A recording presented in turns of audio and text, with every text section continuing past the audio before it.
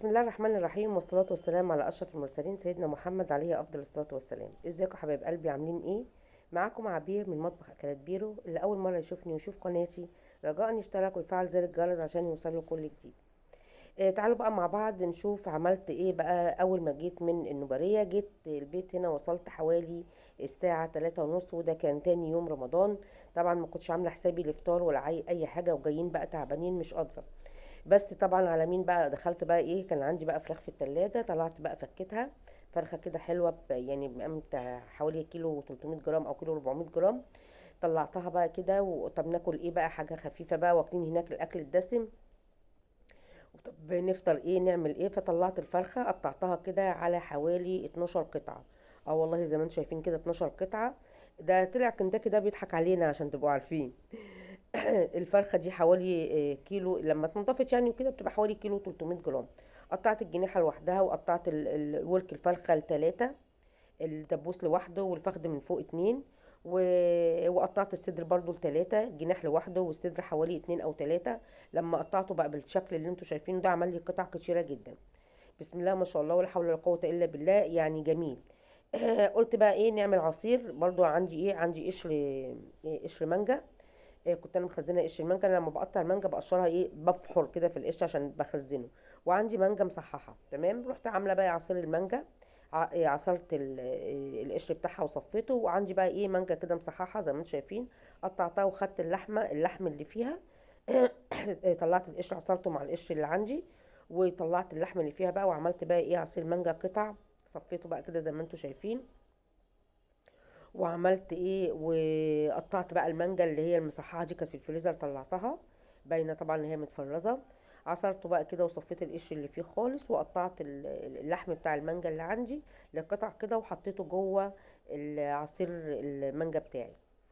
تمام. عايزه اقول لكم يعني ايه، اي حاجه في البيت بتنفع، يعني ما فيش حاجه بتخسر في البيت. يعني انا جيت من السفر جايه تعبانه والله العظيم، بس ايه، وقفت عملت لهم. عملت ايه بقى في الفراخ المقرمشه اللي هي البروستد. قطعتها بقى قطع صغيره كده زي ما انتم شايفين، وحطيتها على النار تتسلق. حطيت بقى كل البهارات اللي احنا بننقعها قبليها بيوم فيها، حطيت في الشوربه بتاعتها، في الميه بتاعتها.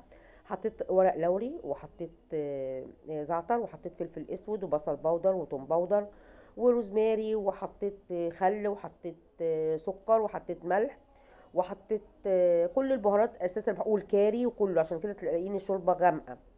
فبعد ما شطفتها كويس وقطعتها، رحت حطها بقى تتسلق. طبعا شربت من كل البهارات اللي فيها دي، حطت الطعم بتاع البروستد بالظبط. عملت ايه بقى جنبها، عملت رز بالخضار كده زي ما انتم شايفين. قلت برضو يزود القيمه الغذائيه عندي. خرطت بصل رفيع كده، وعليه كام فص ثوم. شوحتهم كده تشويح بسيط جدا، ما حمرتش يعني البصل غامق. نزلت عليها ايه بكوبايه من البزله المفرزه، وكوبايه من الجزر. نزلت بقى عليهم بالشوربه بتاعتي دي، شوحتهم شويه كده، ونزلت بقى بالشوربه بتاعت الفراخ اللي انا سلقتها فيها. والله طعمها كان تحفه تحفه.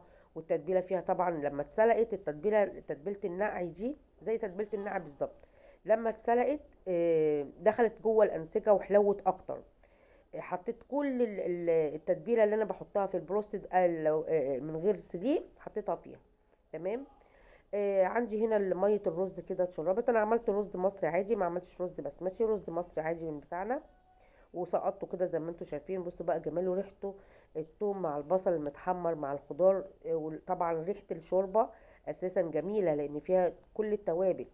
زي ما قلت لكم، حطيت الورق اللوري، وحطيت البصل، وحطيت فص ثوم كمان معاه، نسيت اقول لكم. تمام. حمرت بقى الفراخ بتاعتي. طبعا انا كنت عامله معاكم البروستد قبل كده. حمرت الفراخ بتاعتي، بس انا كنت حبيت اوريكم بس القطع اللي انا طلعتها. بسم الله ما شاء الله، كفت يومين والله العظيم. ويعني تكفي افراد كتيره. عملت التغليفه بتاعتها زي ما انتم عارفين، انا عملتها معاكم قبل كده كتير. طبعا حطيت دقيق، وحطيت فيه برضو بهارات كتير، كل البهارات اللي انا حطيتها في الشوربه.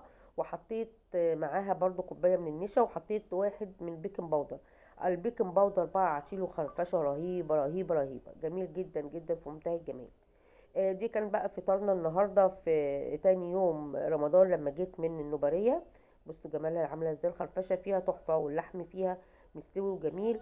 يا دوبك بس الكفر اللي اتحمر. تمام. انا قطعتها بصي قطع قد ايه، والله كانت جميله في منتهى الجمال، قطع كتيره بسم الله ما شاء الله كفتنا وزياده. وعملت كمان جنبها الكولسلو، طبعا مش هحرمهم من حاجه.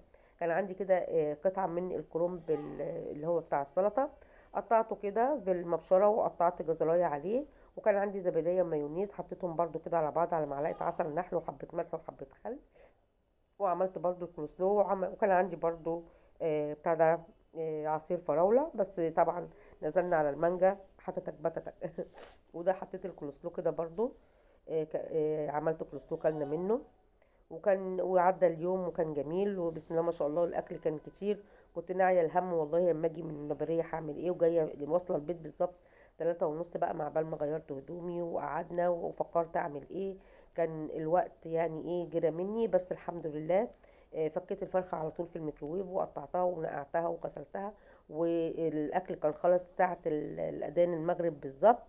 الحمد لله يعني جوزي انبهر بقى مني، قال لي شاطره شطوره.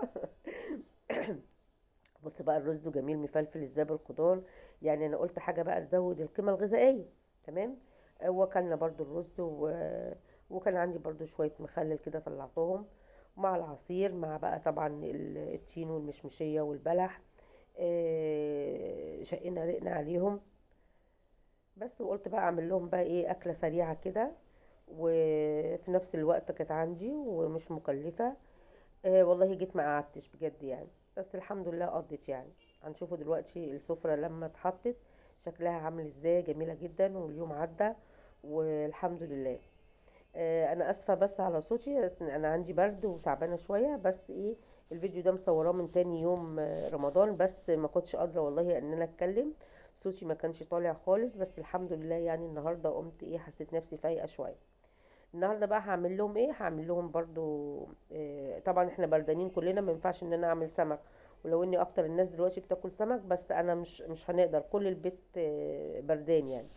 انتوا عارفين بقى لما حد بيبرد البيت كله بيتعدى. بصوا بقى المانجا نازله قطع ازاي، واو تحفه. ما حدش يصدق ان دي من قشر المانجا اصلا. يعني يا دوبك انا عملت قشر المانجا، والله ما حطيت فيها مانجا خالص، قشر المانجا اللي كان عندي في التلاجة في الفريزر مفرزاه على منجتين كده، قطعتهم قطع وحطيتهم فيها. تمام. و...